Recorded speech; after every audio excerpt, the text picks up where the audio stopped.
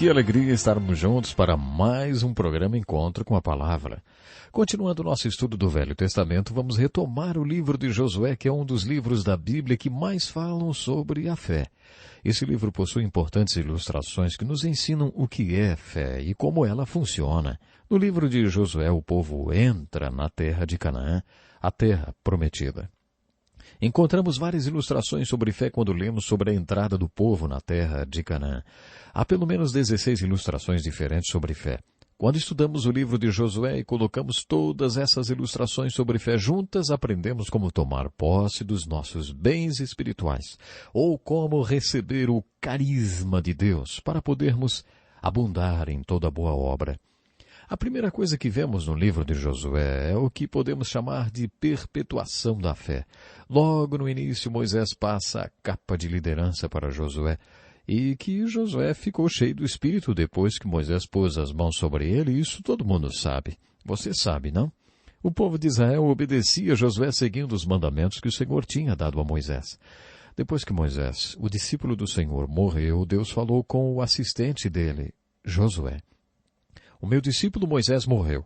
Você é o novo líder de Israel. Lidere o meu povo. Seja forte e corajoso. Você será um bom líder para o meu povo. A única coisa que você precisa é ser forte e corajoso e seguir toda a lei que Moisés deu a você. Porque se você tomar o cuidado de obedecer cada uma das leis, será bem-sucedido em tudo que fizer. Relembre essas leis ao povo constantemente. Você deve meditar nelas dia e noite para ter certeza de que vai obedecê-la totalmente. Só assim você será bem-sucedido. Seja forte e corajoso. Lembre-se que o Senhor, seu Deus, está com você aonde quer que você vá. Nesse ponto da Bíblia aprendemos uma verdade muito importante sobre liderança. É propósito de Deus que todo líder treine um sucessor. Todo Paulo deveria ter o seu Timóteo. Isso funcionou muito bem com Moisés e Josué. Nessa transição de liderança, observamos que houve um tempo em que Moisés liderava e Josué seguia. Depois Josué liderava e o povo seguia. Isso mostra que o método deu certo. Nos primeiros capítulos de Josué observamos o que podemos chamar de perplexidades da fé ou problemas perplexos da fé. Se eliminássemos todos os problemas, eliminaríamos também a necessidade de fé. Quando estudamos fé, não devemos ficar desanimados com os problemas que são relatados. No capítulo 2 de Josué, lemos sobre Raabe, considerado um problema por muitas pessoas. Suponhamos que você estivesse na Holanda durante a Segunda Guerra Mundial. Você é Corrie ten Boom, e Deus colocou no seu coração que você deve esconder judeus no sótão e no porão de sua casa. Deus deu a você a convicção de que o genocídio do povo judeu é absolutamente horroroso e uma abominação aos olhos de Deus. Suponhamos que Deus tivesse colocado no seu coração que você tenha que esconder judeus em sua casa. Um dia a Gestapo vem à sua casa, bate à porta, você a abre e eles perguntam, há judeus nessa casa? O que você diria? Quando estudamos filosofia em uma faculdade ou em um seminário, uma hora ou outra, vamos nos deparar com a matéria ética. E quando estudamos essa matéria, ficamos nos perguntando qual é a essência da ética cristã. A essência da ética cristã é sempre dizer a verdade e nunca falar uma mentira sequer? Será que, porque você é cristão, deva dizer, eu não posso mentir? Voltando à resposta da Corrie ten Boom aos soldados da Gestapo, ela diria, tenho sim, leve todos eles para serem queimados. Aí então, enquanto eles levavam os judeus para serem mortos e queimados, você ficaria lá assistindo a cena e dizendo para si mesmo, eu continuo sendo a mesma pessoa correta e justa de antes. Fico muito triste com o que está acontecendo com esses judeus que estão sendo queimados por Hitler, mas sou muito justo e não posso mentir. É essa a essência da ética cristã? No capítulo 2 de Josué, Raabe, a prostituta, responde a nossa pergunta. Chegaram alguns judeus na sua casa e ela os escondeu. Quando as autoridades vieram perguntar sobre o paradeiro dos judeus, ela lhes deu pistas falsas e os mandou para outro lugar. Ela foi honrada por isso. No Novo Testamento, no capítulo 11 de Hebreus, Raabe, a prostituta, é mencionada como heroína da fé. O fato de ter escondido os judeus e depois ter mandado as autoridades atrás do vento salvou a sua vida. Muitas pessoas não aceitam isso. Elas dizem, ei, espere um pouco. Eu aprendi que devemos ser sempre íntegros. Nesse caso, temos uma prostituta que mentiu. Essa não dá para engolir. Ela mentiu na cara dura e ainda entrou para a lista dos heróis da fé. Para muitas pessoas isso é incompreensível e para outras é um problema. Se você prestar atenção nessa história, verá que ela não entrou na lista dos heróis da fé porque mentiu. No capítulo 11 de Hebreus nós lemos, pela fé, Raabe, a prostituta, não pereceu com os incrédulos. Quando os judeus espias foram para a casa de Raabe, a prostituta, ela demonstrou sua fé nas palavras que disse. Ela disse, eu sei que o seu povo representa o Deus vivo e verdadeiro. Muitos na cidade estão morrendo de medo. Sabemos que Deus está com vocês. Quando vocês entrarem aqui nessa terra, prometam-me que não me matarão. Os espias então fizeram um acordo com ela. Eles disseram, pegue um cordão vermelho e amarre-o à janela de sua casa. Sua casa era no muro de Jericó. Os muros eram tão largos que as casas eram construídas no topo deles. É claro que o cordão vermelho pendurado na janela é uma linda figura da salvação como a Arca de Noé, lá atrás no livro de Gênesis. Eles disseram para ela, amarre esse cordão vermelho à sua janela e todos da sua família que estiverem dentro da casa serão poupados. Todos na cidade serão mortos, mas você será salva. Por que ela foi salva? Por que ela escondeu os espias e mentiu por causa deles? Ah, não, ela foi salva porque creu. Ela creu que aquelas pessoas eram o povo de Deus e que o Deus vivo e verdadeiro estava com eles. Raabe mostrou sua fé no Deus vivo e verdadeiro. Sua fé a salvou. Além disso, ela entrou para a genealogia de Jesus por causa dessa fé. Creio que aquele cordão vermelho amarrado à janela possa ser chamado de a figura da fé. Assim, nos primeiros capítulos de Josué, temos, antes de tudo, a perpetuação da fé de Moisés para Josué. Depois temos as perplexidades da fé. E depois ainda temos essa linda figura da fé. Quando você estudar Raabe, a prostituta, não se esqueça que o mais importante a seu respeito foi a fé. Foi a fé de Raabe que a salvou. Você está vendo? Todos são salvos pela fé. Raabe ainda se tornou a tetravó de Jesus. Dá para crer nisso? Exatamente. Quando estudamos o assunto fé no livro de Josué, encontramos no capítulo 3 a prova de fé. Quando formos entrar na nossa Canaã espiritual, Deus firmará e confirmará nossa fé a fim de nos encorajar. Vimos isso com Gideão, que fez a prova do novelo de lã e foi honrado por Deus. Foi honrado, sim. O Salmo 37, 23 diz, os passos do homem bom são confirmados pelo Senhor.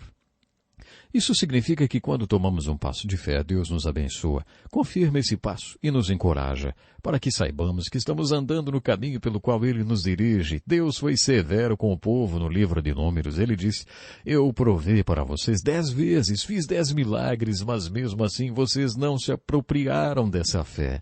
Mesmo eu tendo provado e confirmado 10 vezes. Portanto, Deus confirma nossos passos. No livro de Josué, ele fez isso.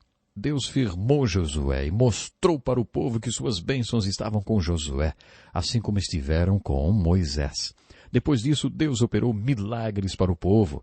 O propósito desses milagres era mostrar ao povo que Deus estava com eles e que quando eles atravessassem o Jordão e entrassem em Canaã, Deus os abençoaria e estaria com eles. No capítulo 4, eles construíram o que chamamos de coluna de fé. O povo atravessou o Jordão durante a época da cheia. O rio se abriu miraculosamente e eles o atravessaram para outra margem em terra seca. Foi a mesma experiência que tiveram no Mar Vermelho 40 anos antes. Enquanto o povo atravessava o rio Jordão a pé enxuto, recebeu a ordem de construir uma coluna de pedras, um tipo de monumento que serviria como memorial desse grande milagre. Temos aqui a mesma mensagem de Deuteronômio, para que seus filhos saibam desse milagre. Um dia seus filhos vão perguntar a vocês, o que é essa coluna de pedras? E quando eles perguntarem, você vai explicar. Esse é um bom princípio de educação de filhos, sempre responder às perguntas deles. Abraham Lincoln costumava dizer que se você tiver curiosidade e memória, será culto. É apenas uma questão de tempo. O propósito daquele memorial era lembrar os adultos a instruírem as suas crianças. No capítulo 5 de Josué temos o que chamamos de o pré-requisito da fé. Um pouco antes de invadirem Canaã, o povo de Deus recebeu ordem de circuncidar toda a população masculina que não havia sido circuncidada. Você deve se lembrar que a primeira geração morreu no deserto. Essa era a segunda geração do povo de Deus e os homens não tinham sido circuncidados. Temos aqui uma linda ilustração e uma revelação sobre fé. Antes de você entrar na terra prometida das bênçãos de Deus, pergunte-se se há algum pecado em sua vida, você precisa tirar isso. Ainda no capítulo 5 encontramos o que chamamos de a norma de fé. Josué passou uma ordem para que ninguém desembainhasse sua espada. Ainda hoje a região onde Josué estava muito escura à noite. Para nós que vivemos com as luzes das cidades é difícil imaginar, não, essa escuridão, mas na verdade era assim. Um exército acampado a leste do Jordão poderia facilmente ser emboscado pelo inimigo. Por isso que eles tinham essa ordem para não desembainhar a espada. Se eles vissem alguém com a espada desembainhada, facilmente identificariam como um inimigo. Josué saiu para uma caminhada na noite anterior à batalha de Jericó e viu um homem com a espada desembainhada. Josué o desafiou perguntando, você é amigo ou inimigo? A resposta foi, nem uma coisa nem outra, venho na qualidade de comandante do exército do Senhor. Lemos que Josué, prostrando-se com o rosto em terra, o adorou e disse, que ordens o Senhor tem para mim? O comandante falou, tire suas sandálias, porque o lugar em que você está é santo. E Josué tirou. No capítulo 6 do livro de Josué, lemos o plano estratégico que o Senhor Deus deu a Josué na noite anterior à batalha. Esse plano foi seguido ao pé da letra. O povo de Deus recebeu ordens para sair do acampamento e marchar ao redor da cidade de Jericó. Os homens armados seguiam na frente, depois vinham 7 sacerdotes segurando trombetas e chifre de carneiro. Atrás deles vinham alguns sacerdotes carregando a arca e, por último, o restante dos homens armados e provavelmente o resto do povo. No primeiro dia eles deveriam marchar ao redor da cidade e voltar ao acampamento onde passariam a noite. Na manhã seguinte fariam a mesma coisa. E assim deveriam fazer durante 7 dias. No entanto, no 7º dia eles deveriam marchar ao redor da cidade 7 vezes. Eles receberam ordens de dar um total de 13 voltas ao redor da cidade.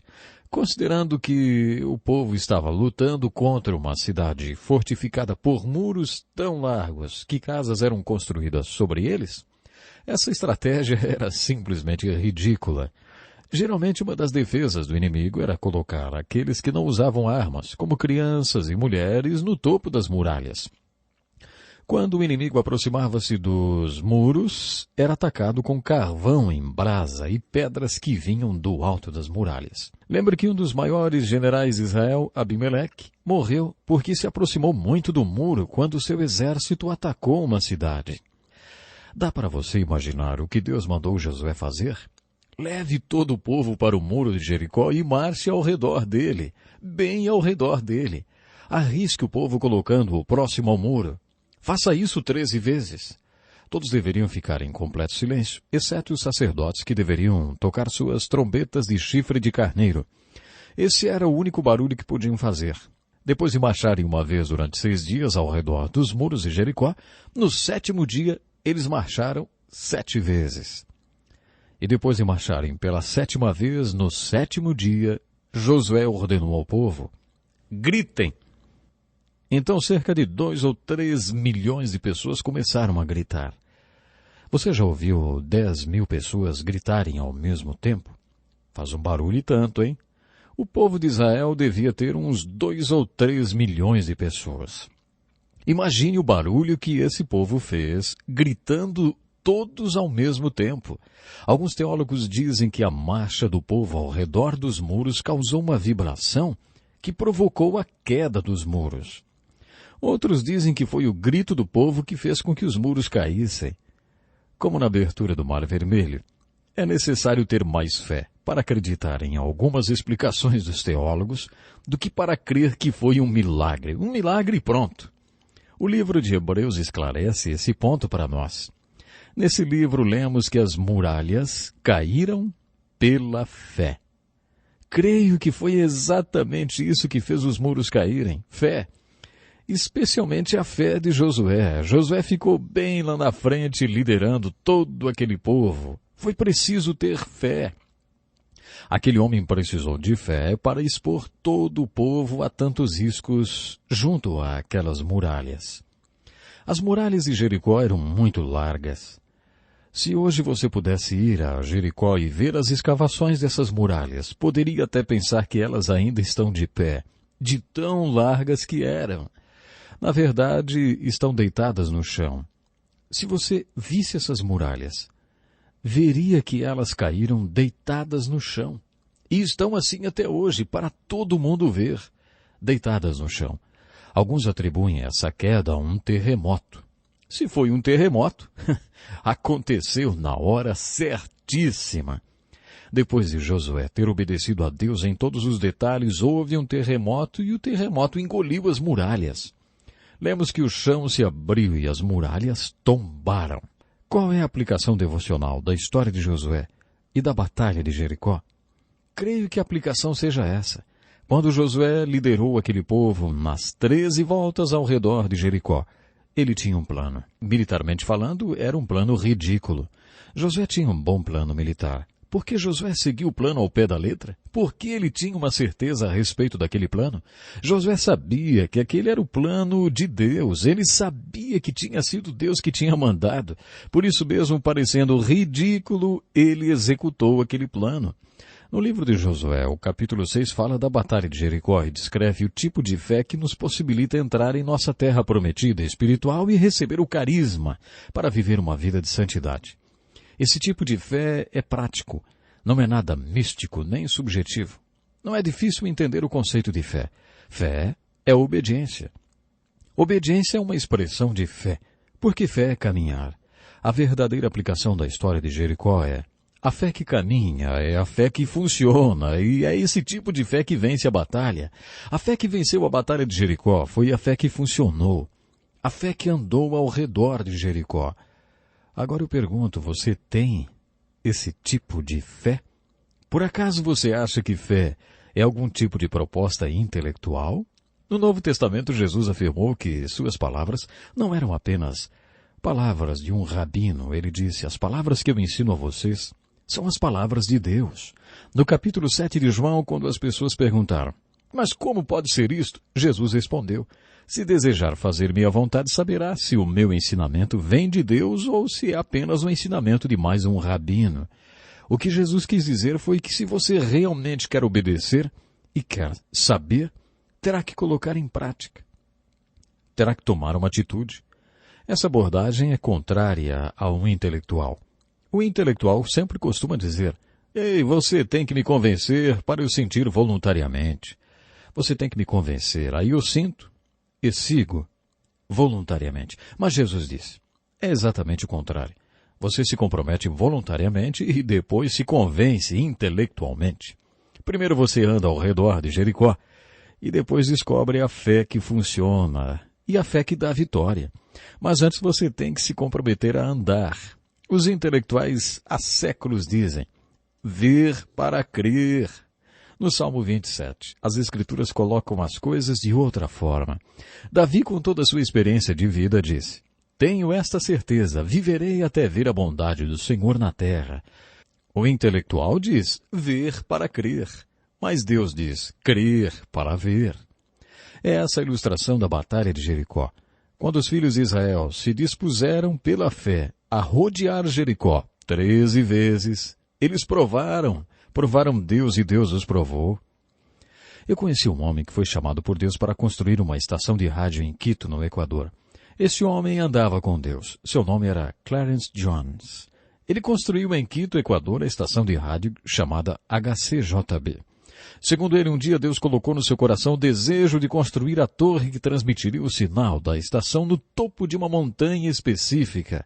Deus deixou bem claro que a torre de transmissão deveria ser erguida naquela montanha. Ele chamou isso de o radar divino. De acordo com o Dr. Jones, através de seu radar, Deus mostrou exatamente onde a torre deveria ser construída. Os engenheiros que trabalhavam no projeto disseram: "Ei, Dr. Jones, deve haver algum engano nisso. A quantidade de minerais nessa montanha causará interferência e magnetizará o sinal, impedindo a transmissão." Dr. Jones voltou ao seu posto de oração. Orou e Deus disse a ele: "É nessa montanha que eu quero que você construa a torre." Dr. Jones desafiou com sua fé os engenheiros e os conselhos dos especialistas. Ele disse: "Coloque a torre naquela montanha, assim mesmo." Os minerais que os engenheiros disseram que destruiriam o sinal fizeram exatamente o contrário. Eles serviram para refletir o sinal e transmiti-lo para todo o mundo. Dr. Jones foi convidado para dar palestras em vários países sobre esse milagre eletrônico que descobriu quando colocou a torre naquela montanha. Foi tratado como gênio. Durante essas palestras ele pregava um sermão que chamou de o radar divino. Sabe, agradeço a Deus pelas vidas das pessoas que ainda creem no radar divino. Creio que Deus fala conosco em particular. Deus nos revela seu plano e diz o que Ele quer que façamos. Algumas vezes Deus testa a nossa fé deliberadamente com o seu plano, como Ele fez com Josué na conquista de Jericó. O plano que Deus deu a Josué era militarmente ridículo. Deus deu a ele um plano daquele para testar a fé. Se você conhece bem a Deus, pode confiar no seu radar divino e saber que é Ele que está mandando você fazer. Façam tudo o que Ele mandar. Foi isso que a mãe de Jesus disse aos servos em Caná da Galileia. Façam o que Ele mandar. Se você sabe que é Deus que está mandando você fazer alguma coisa, faça com toda a segurança. Sabe, não é sempre que Deus age desse jeito. Você observará isso na Batalha de Ai, quando Josué demonstrou que era um gênio em estratégia militar. Deus tem um propósito e ordem para tudo que Ele faz. Ele tem um plano cuidadoso e maravilhosamente traçado. Às vezes Deus testa nossa fé como fez com Josué. Mas quando você estiver estudando o livro de Josué, lembre-se de que o capítulo 6 é o capítulo-chave do livro que nos ensina que a fé é prática. A fé caminha, a fé funciona. A fé vence as batalhas da vida. O nosso tempo hoje está terminando, mas esteja conosco na continuação do estudo do livro de Josué, no nosso próximo programa. Convide um amigo para estar também acompanhando o programa Encontro com a Palavra. Até lá, então.